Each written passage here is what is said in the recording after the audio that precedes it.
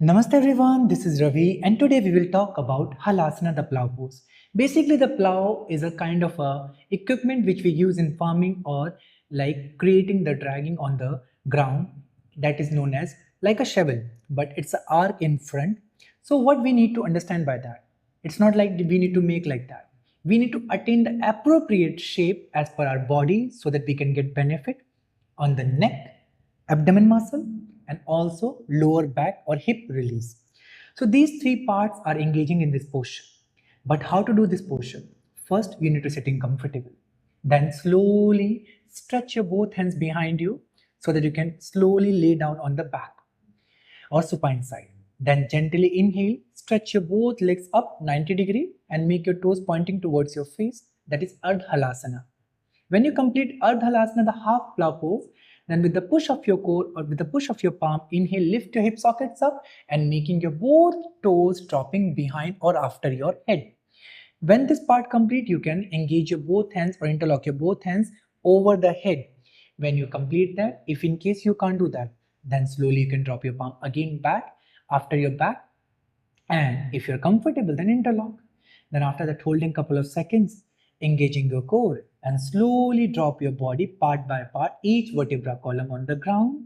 And when you reach on the ground, after that, slowly you need to turn your body right side. And you know that right side turning is essential for in a yoga. Then come up for the sitting. This is how this posture complete. Now we talk about the benefit.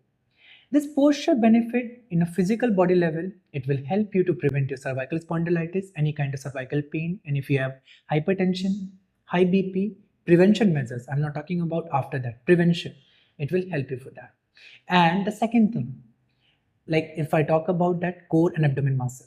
When we talk about the core and abdomen muscle, people confuse with that. That's because this side of the oblique muscles is known as external obliques. And the central side is core muscles where a lot of muscles collected like rectus abdominis and other muscles also.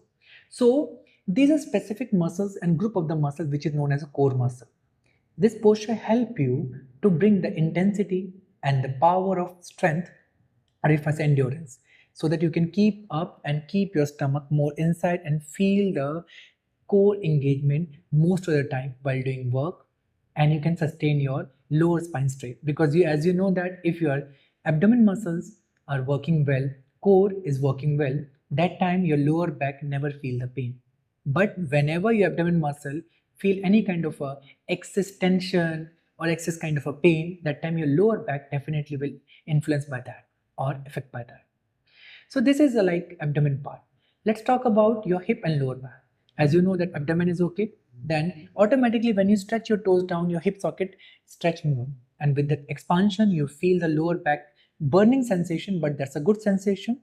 It's good for the heat, and whenever heat up happen, hip open up and the lower back open up. And if any bulging on the disc, small bulging, I'm not talking about slip disc, the prevention bulging. If happen, you can prevent that. Or if I say at the initial level of your slip disc, you can reduce that. So this is physical benefit. The mental benefit, whenever you hold this posture, if your mind is flicking a lot and feeling anger and your body feeling like very shivering, I'm not talking about hypertension shivering, I'm talking about shivering in terms of like breathing is not stimulate or like sustain in a one place. That time you can do this posture for controlling your breath and engaging your mind there. And the third part, I'm just talking in the spiritual part. This practice is made for the spiritual concentration. That means bringing your full body weight and try to make your blood circulation towards your head. And you know that whenever your blood circulation reaching to your head and locking your chin to your ribcage, that time you attain the Jalandhar Bandha, the chin lock. And further it will influence your face and making your mind fully calm so that you can concentrate on the one place.